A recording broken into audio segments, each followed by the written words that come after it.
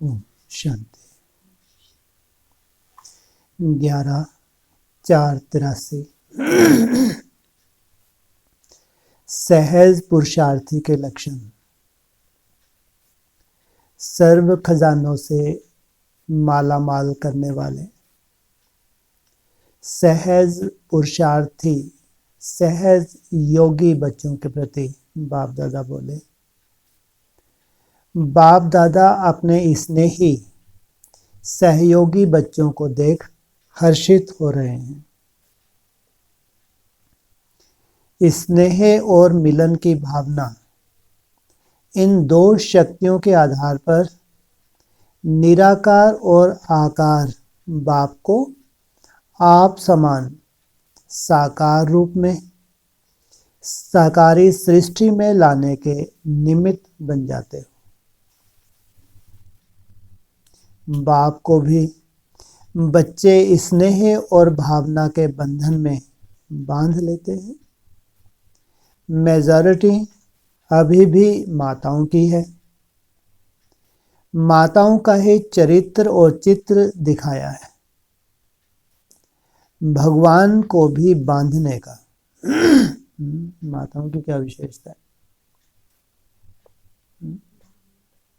हाँ, जहाँ भावना बैठ गई तो बैठ गई। भाई लोग तो बुद्धि बहुत चलाते हैं। कुमारों को बोलते हैं बहुत कम ज्ञान में चल पड़ते हैं। कुमारियां हैं, ठीक है, समर्पित हो जाती हैं, लेकिन खास बाबा ने सबसे जास्ती संख्या भगवान का बनने में माताओं की होती है।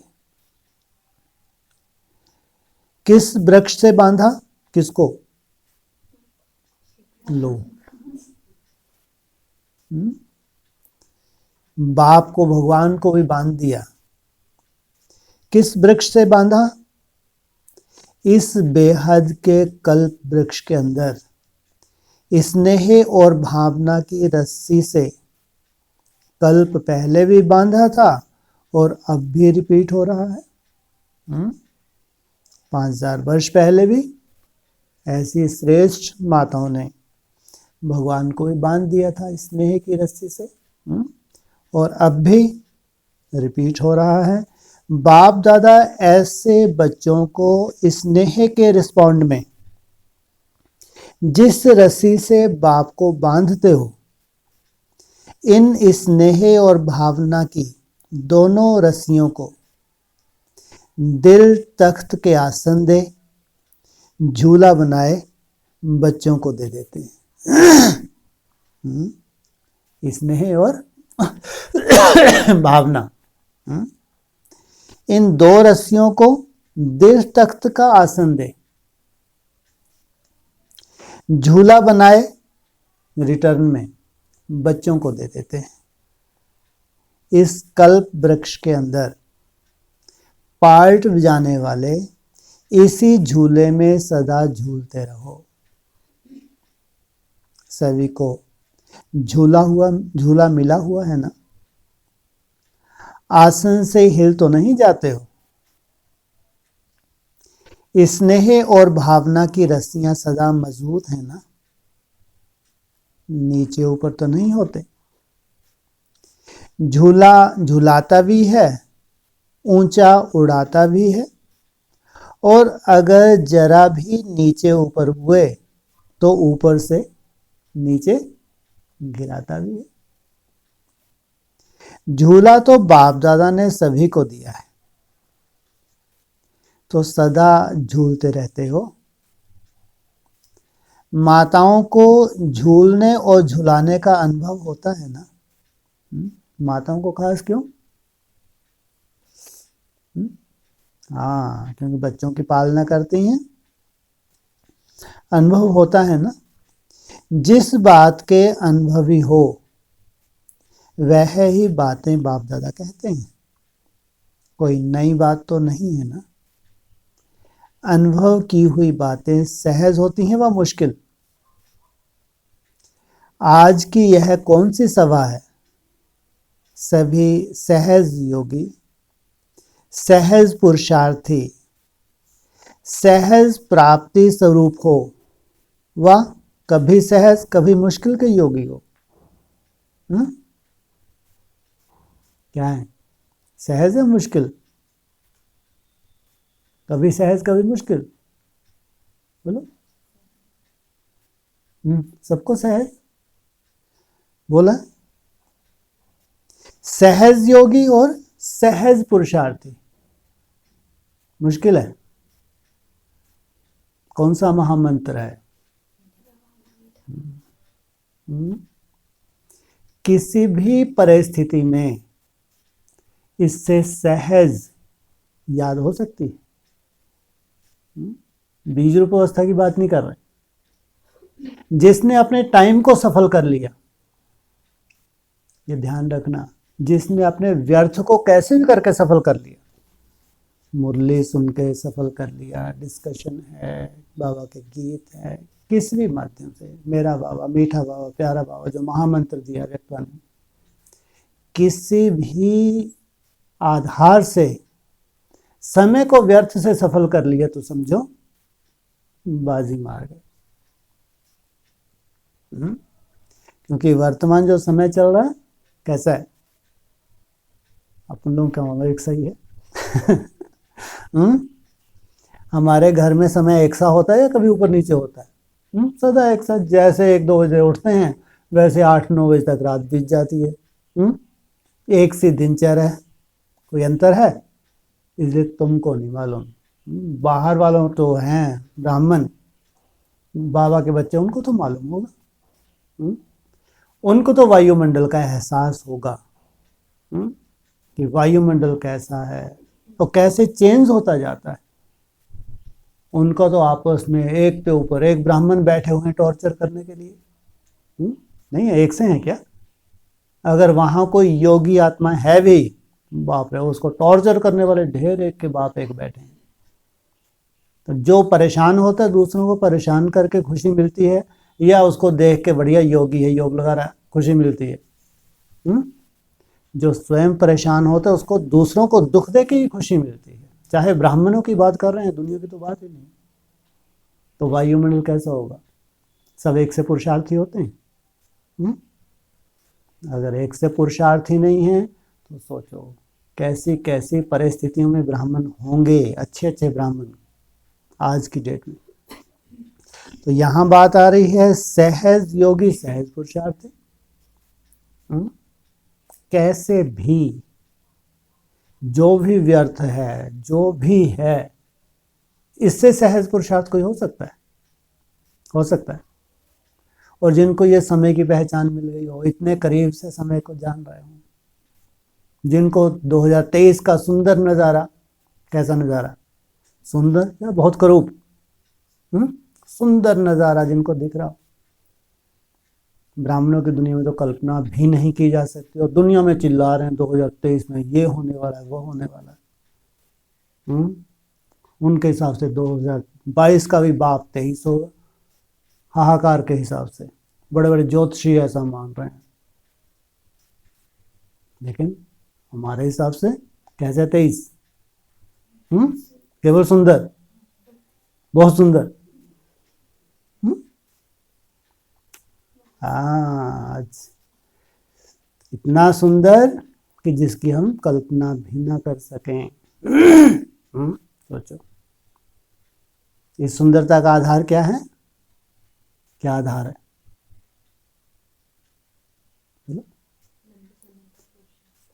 मेरा बाबा, मीठा बाबा, प्यारा बाबा, बाबा की याद। जितनी मेहनत वो बाप देख रहा है, तुम्हारी मेहनत को कौन देखता है? बाप देखता नहीं देखता?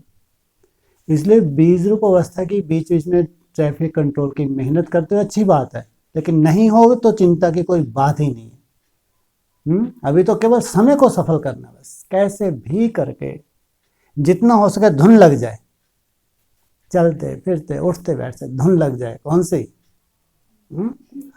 बाबा। तो कहा ना, सभी सहज योगी सहज पुरुषार्थी सहज प्राप्ति स्वरूप हो, वह कभी सहज कभी मुश्किल के योगी होते। ये ग्रुप में मुश्किल के योगी कब हो जाते हैं? कब? जब ट्रैफिक कंट्रोल अच्छे से नहीं हो पाता, माथा ही खराब हो जाता है। और नहीं हो रहा तो सहज तो कर सकते हो, जो हो रहा है वो भी तो सफल हो रहा है, नहीं हो रहा। जो हो रहा है वो भी तो सफल कर रहे हो, तुम व्यर्थ को कंट्रोल कर रहे हो। कम बात है क्या? बहुत बड़ी बात है, बहुत बड़ी बात है।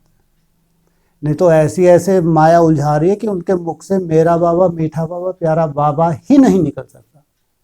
पूरा दिन ही ऐसे निकल जाए अपनी चिंताओं में, अपने कोई ना कोई ऐसी व्याधियां हैं, ऐसे फिक्र में हैं, कोई ना कोई कारण बने हुए हैं, पूरा दिन ही निकल जाता है। केवल मुख से, मात्र मुख से मेरा बाबा, मीठा बाबा भी नहीं निकल सकता। ऐसे हिसाब किताब होते हैं, सोचो। इसलिए ठीक है, हम जानते हैं कि ट्रैफिक कंट्रोल माना वो है ज्वाला स्वरूप अवस्था, लेकिन वो भी किनकी सफल होगी?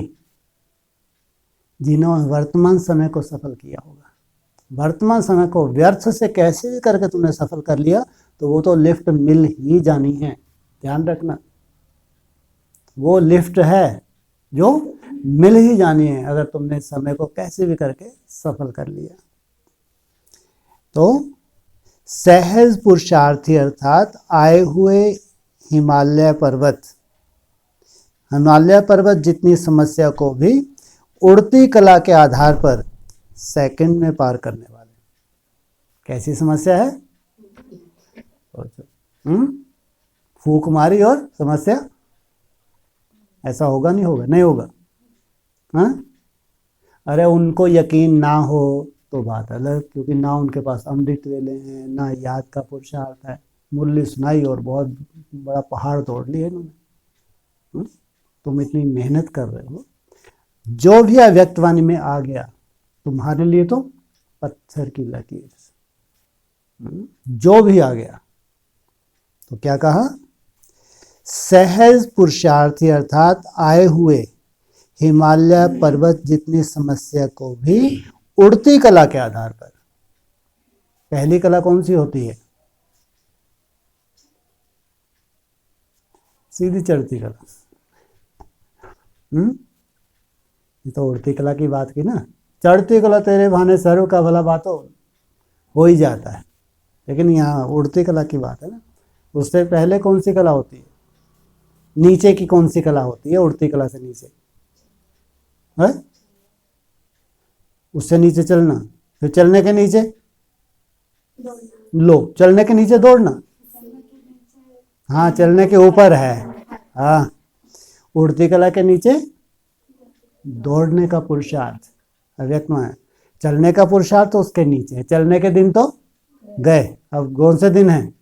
दौड़ी पहनने के। बाबा बोलते ना याद में दौड़ी पहनो, नहीं बोलते? तो अब दौड़ी पहनने के दिन है। जो दौड़ी पहन रहे हैं उनको फिर कौन सा समय आने वाला है? उड़ने का। तो उस स्टेज में जब उड़ती कला में पहुंच जाएंगे तो हिमालय जैसी परिस्थिति, फूक मारी गाय। इसका मतलब ये नहीं है कि पता नहीं कितना टाइम लगेगा, इतने साल हो गए। टाइम बचा ही कितना है? जब इतने साल हो गए मेहनत कर, अब हर चीज मुट्ठी में आने वाली है? नहीं। अगर तुमने सालों से मेहनत की और समय भी कुछ नहीं बचा तो इत कम समय में भगवान को देना है, बच्चों को नहीं देना। जो भी लंबे समय से मेहनत कर रहे हैं उनका तो अधिकार है, मिलना ही है। तो पार करने का अर्थ ही है कोई चीज होगी तब उसको पार कर सकेंगे, कोई चीज होगी तब उसको पार करेंगे। ऐसे सहज पार करते उड़ते जा रहे हो। वह कभी पहाड़ पर उतर आते, कभी नदी में उतर आते, कभी कोई जंगल में उतर आते। उड़ना है तो फिर उड़ना है। फिर क्या कहते हैं? निकालो और बचाओ। फिर एप्लीकेशन लगाते हैं बाबा को कि बाबा ये परिस्थिति से तो आप ही निकालो, आप ही बचा सकते हो। ऐसे करने वाले तो नहीं होना। माताएं अब भी बात बात पर वही पुकार तो नहीं करती रहती। नंबर खास किनका लगा हुआ है? माताओं का नंबर लगा है। माताओं को लग रहा हो ना इस वक्त तो गुरुवार का संगठन ही नहीं मिला, नहीं लग रहा होगा बेचारियों को। तो बाबा का चिंता मत, तुम्हारे पाँव दबाने के लिए वहीं पे दबा दूंगा। जो बुद्धि रूपी पाँव हैं तो बाबा दबाएगा नहीं दबाएगा? यहाँ आके भी मेहनत कौन सी करनी है? याद की। यहाँ तो फिर भी सफ़र में आने जाने में हो पाते ही याद, कब पहुँचे कब वापस घर पहुँचे, पहले सेंटर पहुँचने की चिंता, फिर घर वापस पहुँचने की चिंता। याद टूटती है नहीं टूटती? वहाँ तो रज़ाई में बैठो अपनी बढ़िया और धुन लगा दो बढ़िया, वहीं बैठे बैठे मुरली भी सुन लो। सोचो कितनी बड़ी कमाई हो गई। तो इसलिए खास बाबा माताओं को मिल रहे हैं। माताएं अब भी बात बात पर वही पुकार तो नहीं करती रहती। भक्ति के संस्कार तो समाप्त हो गए ना। अब कोई भी भक्ति का संस्कार नहीं रहना चाहिए। हमारे यहाँ भाइयों ने तो ख़त्म कर दिए। कोई गले वले नहीं मिलना, कोई हाथ वाथ नहीं मिलाना, है बहुत हो गया। ये गले मिलना गिलना क्या है? ये भक्ति के संस्कार ही तो हैं। हाथ वाथ मिलाना ये क्या है? भक्ति के संस्कार। सब समाप्त, कोई नहीं, आत्मा आत्मा भाई भाई। तो द्रौपदी की पुकार पूरी हो गई या अभी चल रही है? पूछा। किसके पांव धोए? हाँ, यादगार है। अभी तो अधिकारी बन गए ना। पुकार का समय समाप्त हुआ। कौन सा सन है? 2023 है? अरे नहीं भाई, 22 है। लाइन से मिलो। डोडी टडा। तो कौन सा आ जाएगा सन डोडी टड़वा से? अच्छा, गुड़ी पड़वा बोला। कौन सा सन आ जाएगा मालूम भी है तेरे को? 2080। अभी चल रहा है 79। इसलिए वो 23-22 नहीं बोलना, 22-23-24 विदेशियों वाले। हमारा चल रहा है 79। अभी आ जाएगा 80 आ जाएगा। तो ये सालों के भी रहस्य होंगे नहीं होंगे, तो अपने को याद रहेगा हमारा वर्ष कब खत्म होता है कब शुरू होता है। तो क्या बोला? पुकार का समय समाप्त हुआ। 79 में क्या करना है? पुकार का समय समाप्त। संगम युग प्राप्ति का समय है, ना कि पुकार का समय। सहज पुरुषार्थी अर्थात सबको पार कर सर्व सहज प्राप्ति करने वाले। सहज पुरुषार्थी सदा वर्तमान और भविष्य प्रारब्ध पाने के अनुभवी होंगे। शुरुआत कहाँ से होती है? वर्तमान से। प्रारब्ध सदा ऐसे स्पष्ट दिखाई देगी जैसे स्थूल नेत्रों द्वारा स्थूल वस्तु स्पष्ट दिखाई देती है। ऐसे बुद्धि के अनुभव के नेत्र द्वारा अर्थात तीसरे दिव्य नेत्र द्वारा प्रारब्ध दिखाई देगी। बंद आंखों के साक्षात्कार से नहीं। कैसे? बुद्धि की लाइन इतनी क्लियर हो जाएगी, हर वो सीन जो सामने आने वाली वो एकदम स्पष्ट दिखेगी। वही संकल्प आएगा और वही पिक्चर बनेगी जो आने वाली है। इतनी लाइन क्लियर हो जाएगी। सहज पुरुषार्थी हर कदम में पद्मों से भी ज्यादा कमाई का अनुभव करेंगे। कहां से ज्यादा? पद्मों से भी ज्यादा। ऐसा स्वयं को सदा संगम योगी सर्व खजानों से भरपूर आत्मा अनुभव करेंगे।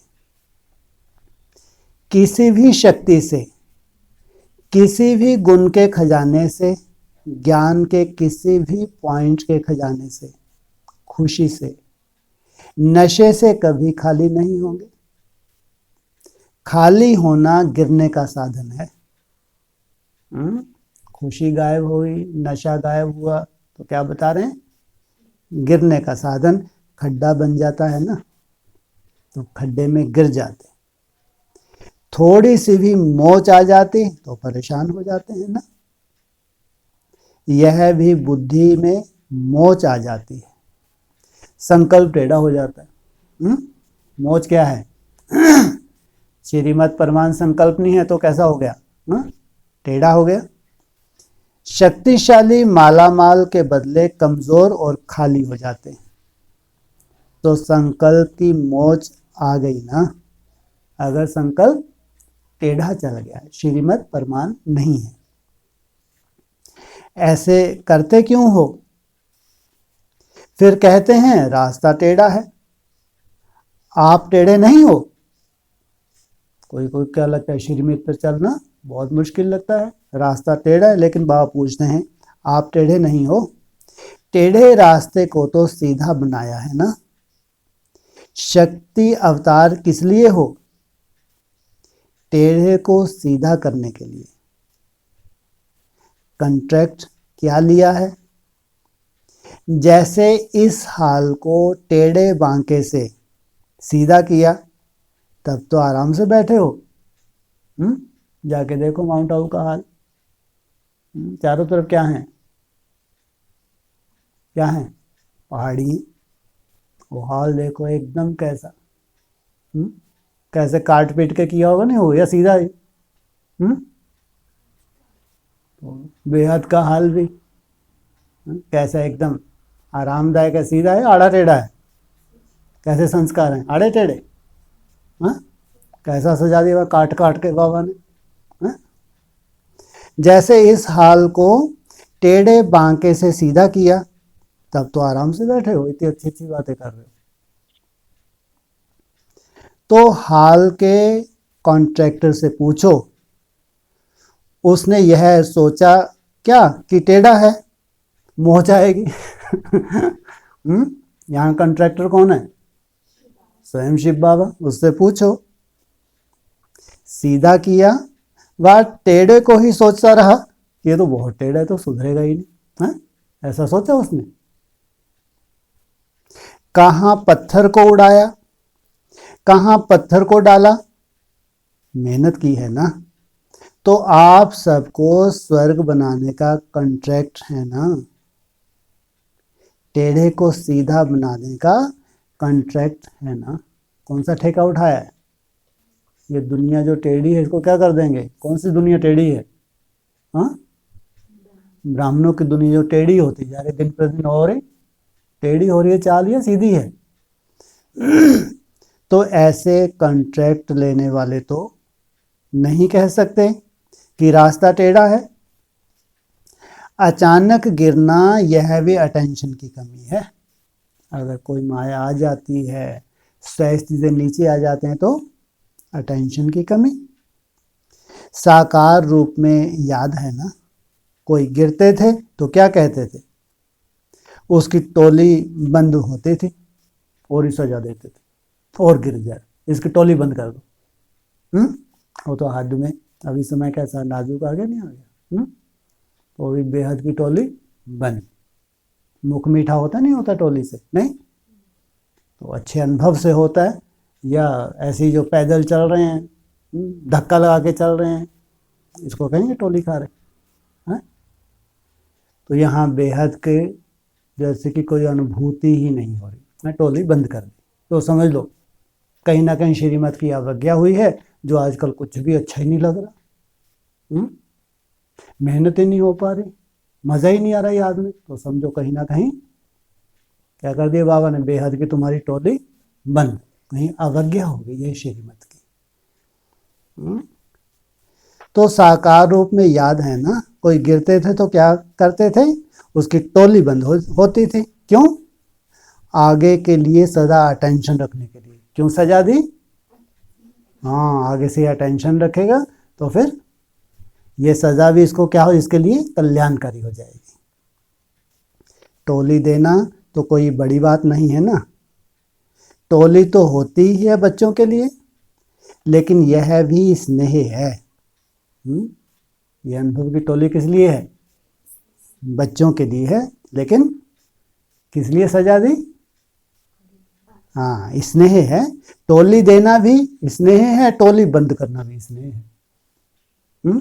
अगर बच्चों को सजा भी देते हैं किस लिए? परिवर्तन के लिए। फिर क्या सोचा? अचानक गिर जाते हैं, वह रास्ता टेढ़ा है, क्या कहेंगे?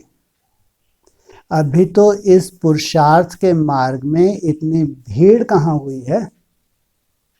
अभी तो 9 लाख प्रजा भी नहीं बनी है, अभी तो 1 लाख में ही खुश हो रहे हो। कौन से सन की वाणी है? 83 की। पुरुषार्थ का मार्ग बेहद का मार्ग है। तो समझा, सहज पुरुषार्थ किसको कहा जाता है? जो मोच ना खाए और ही औरों के लिए स्वयं गाइड पंडा बन सहज रास्ता पार कराए। सहज पुरुषार्थी सिर्फ लव में नहीं लेकिन लव में लीन रहता है। केवल भगवान से स्नेह है ये नहीं, स्नेह में समाया हुआ, लव में लीन। ऐसी लवलीन आत्मा सहज ही चारों ओर के वाइब्रेशन से, वायुमंडल से दूर रहती है। क्योंकि लीन रहना अर्थात बाप समान शक्तिशाली, सर्व बातों से सेफ रहना। लीन रहना अर्थात समाया हुआ रहना, समाना अर्थात समान होना। तो समानता बड़े ते बड़ी सेफ है। किसके समान? बाप समान है ही माया प्रूफ सेफ। समझा सहज पुरुषार्थ क्या है? सहज पुरुषार्थ अर्थात अलवेलापन नहीं। कई अलवेलेपन को भी सहज पुरुषार्थ मानकर चलते हैं। है अपनी कमजोरी। अलवेलापन भी क्या है? अगर किसी भी कारण से डिले हो रहा है तो अपनी कमजोरी, अलवेलापन है। वो सदा मालामाल नहीं होगा। अलवेले पुरुषार्थी की सबसे बड़ी विशेषता अंदर मन खाता रहेगा और बाहर से गाता रहेगा। हैं? क्या करेगा? अंदर से मन खाता, बाहर से गीत गाता रहेगा। क्या गाता रहेगा? अपनी महिमा के गीत गाता रहेगा। अंदर से खोखला है लेकिन अपनी महिमा के गीत गाएगा। और सहज पुरुषार्थी सदा हर समय में बाप के साथ का अनुभव करेगा। ये है स्नेह की डोर। ऐसे सहज पुरुषार्थी हो। सहज पुरुषार्थी सदा सहज योगी जीवन का अनुभव कर सकता है। क्या पसंद है? सहज पुरुषार्थ या मुश्किल? पसंद तो सहज पुरुषार्थ है ना। दिल पसंद चीज जब बाप दे ही रहे हैं तो क्यों नहीं लेते? ना चाहते भी हो जाता। यह शब्द भी मास्टर सर्वशक्तिवान के बोल नहीं है कि हम चाहते नहीं थे लेकिन हो गया। तो ये मास्टर सर्वशक्तिवान नहीं है। चाहना एक, कर्म दूसरा, तो क्या उसको शिव शक्ति कहेंगे?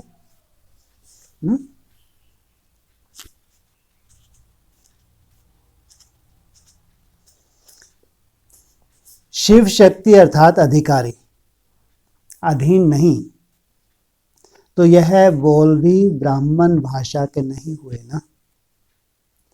आपने ब्राह्मण भाषा को तो जानते हो ना। संगम युग का अर्थात सहज प्राप्ति का बहुत समय गया। क्या कहा?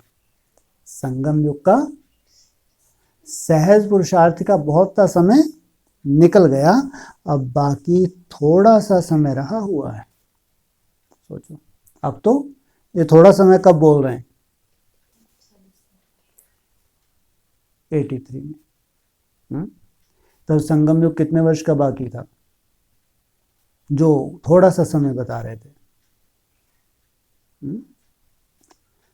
50 वर्ष का संगम युग भी आया था तो उनको लगा बात 87 में तो हो गया काम। फिर 60 वर्ष का भी संगम था कि पढ़ाई के लिए कितने वर्ष लगते हैं? 60 वर्ष। तो फिर ज़्यादा ब्राह्मणों को क्या लगा? बस 2000 के आसपास तो सब काम हो जाएगा, पूरा विनाश हो जाएगा, पूरी तरह सत्युग आ जाएगा। 21वीं सदी उज्जवल भविष्य, गायत्री पीठ वालों ने भी बहुत गाने गाए। 21वीं सदी में क्या होने वाला है? उज्जवल भविष्य। तो रिजल्ट क्या निकली? हुआ किसी का उज्जवल भविष्य? हम्म, और ही सब ब्राह्मण उसके बाद और क्या बन गए? कोई विनाश विनाश नहीं होना, ना 40 वर्ष में हुआ, ना 50 में, ना 60 में। हम्म, उसके बाद उनको उम्मीद होगी कि विनाश हो सकता है, तो क्या करें फिर? क्या करना चाहिए फिर उनको? बड़े बड़े क्या बनाए अब? महल बनाओ, बड़ी बड़ी गाड़ी, कोई भी कमरा ऐसा ना हो जहां एसी ना हो। ये हैं योगी आत्मा।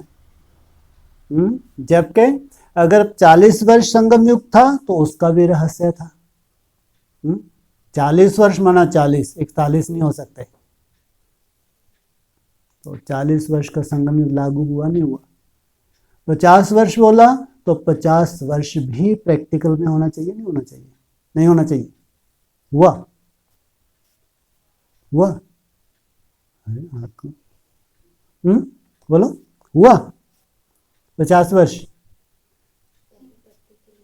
हुआ? 60 वर्ष भी होना चाहिए प्रैक्टिकल। प्रैक्टिकल माना शरीर सहित। हुआ होगा? नहीं हुआ होगा? प्रैक्टिकल माना जरूर कोई आत्माएं हैं, चाहे किसी का 40 वर्ष में परिवर्तन हुआ हो, कोई का 50 वर्ष में, कोई का 60 वर्ष में। तब जाके आगे चल के ऐसे सबूत मिलेंगे कि ये है त्रिमूर्ति शिव जयंती। ऐसे ऐसे सबूत मिलेंगे कि संगम युग किन के लिए बोला था और कौन बुद्धू बनते रहे, दुनिया में ढिंडोरे पीटते रहे, और भगवान का काम वैसा ही हुआ जैसा मुरलियों में बोला था। जैसा जैसा बोला बिल्कुल वैसा वैसा ही होता गया। भले ही ब्राह्मणों को नहीं दिखा, वो बात अलग। वो तो क्या हो गया, शेर आया शेर आया, अब हप करेगा, खाएगा नहीं खाएगा। वही कथा हो गई। तो अब बाकी थोड़ा सा समय रहा हुआ है, इसमें भी समय के वरदान, बाप के वरदान को प्राप्त कर स्वयं को सहज पुरुषार्थी बना सकते हो। कोई कोई आत्माओं को भगवान क्या दे रहा है? हाँ, वरदान। है ना? थोड़ा सा अटेंशन रख के तुम क्या कर सकते हो? सहज पुरुषार्थी बन सकते हो। ब्राह्मण की परिभाषा है ही मुश्किल को सहज बनाने वाला। ब्राह्मण का धर्म कर्म सब यही है। जो जन्म के कर्म के ब्राह्मण आत्माएं अर्थात सहज योगी, सहज पुरुषार्थी, अब यहां से क्या बन करके जाएंगे? मधुवन को परिवर्तन भूमि कहते हो ना? मुश्किल शब्द को तपोभूमि में भस्म करके जाना, और सहज पुरुषार्थ का वरदान ले जाना। परिवर्तन का पात्र अर्थात दृढ़ संकल्प के पात्र को धारण करके जाना, तब वरदान धारण कर सकेंगे। नहीं तो कई कहते हैं वरदान तो बाबा ने दिया लेकिन आबू में ही रह गए। वहां नशा चढ़ा, वापस घर गए, फिर वैसे के वैसे। जो ओटे सो अर्जुन। वहां जाकर देखते हैं वरदान तो साथ आया ही नहीं। वरदाता का वरदान योग्य पात्र में लिया। बुद्धि रूपी पात्र कैसा होना चाहिए? योग्य। और खास किन से बात कर रहे हैं आज? माताओं से। माताओं को जरूर, जो नया वर्ष है तो उसमें बाबा चाहता होगा कोई कोई माताओं को भी साथ साथ वरदान मिले। अगर लिया ही नहीं तो रहेगा कहाँ? जिसने दिया उसके पास ही रहा ना। ऐसे नहीं करना। होशियार बहुत हो गए हैं, अपना कसूर नहीं समझेंगे, कहेंगे पता नहीं बाबा ने ऐसा क्यों किया। अपनी कमजोरी सब बाप के ऊपर रखते हैं। बाबा चाहे तो कर सकता है लेकिन करना नहीं है। बाप दाता है या लेता है? दाता तो देता है लेकिन लेने वाला लेवे भी। भगवान तो बांट रहा है, वो वरदान ना लेवे तो बाप क्या करे? या देवे भी बाप और लेवे भी बाप। बाप लेंगे तो आप कैसे भरपूर होंगे? इसलिए लेना तो सीखो ना कि भगवान अगर दे रहा है तो उससे कैसे हमको लेके भरपूर होना है। अच्छा, मिलन तो हो गया ना, सबसे हंसे, बहले, सबके चेहरे देखे। इस समय तो बहुत अच्छे चेयरफुल चेहरे हैं, सभी खुशी के झूले में झूल रहे हैं। तो यह मिलना नहीं हुआ। मिलना अर्थात मुखड़ा देखना और दिखलाना। मिलना क्या होता है? मुखड़ा देखना और दिखलाना। पात्र मिला। यहाँ तो साथ साथ बाबा केवल देखना दिखाना कर रहे हैं या बैटरी चार्ज कर रहे हैं। पात्र भी मिला, वरदान भी मिला, बाकी क्या रह गया? टोली तो दीदी दादी से खाली है। जब व्यक्त रूप में निमित्त बना दिया है तो अव्यक्त को क्यों व्यक्त बनाते हो? किनकी ड्यूटी दी टोली बांटने की? तो बाबा को क्यों व्यक्त बनाते हो? तो दादी दीदी भी बाप समान है ना। जब भी दीदी दादी से टोली लेते हो तो क्या समझ कर लेते हो? बाप दादा टोली दे रहे हैं। अगर दीदी दादी समझ लेते तो यह भी भूल हो जाएगी। अच्छा, तो बाकी टोली की इच्छा अभी है। समझते हैं टोली खाएंगे आगे तो आएंगे ना। तो आज ही सबकी क्यू लगाओ और टोली खाओ। हाँ, टोली भी मिलती है तो लाइन में खड़ा होना पड़ता है। दिल तो कब भरने वाला नहीं है, दिल भरती रहनी चाहिए, भर नहीं जानी चाहिए। भावनावादी होते तो क्या होते हैं? दिल भर जाती है। लेकिन ये कौन सी भरनी होनी चाहिए?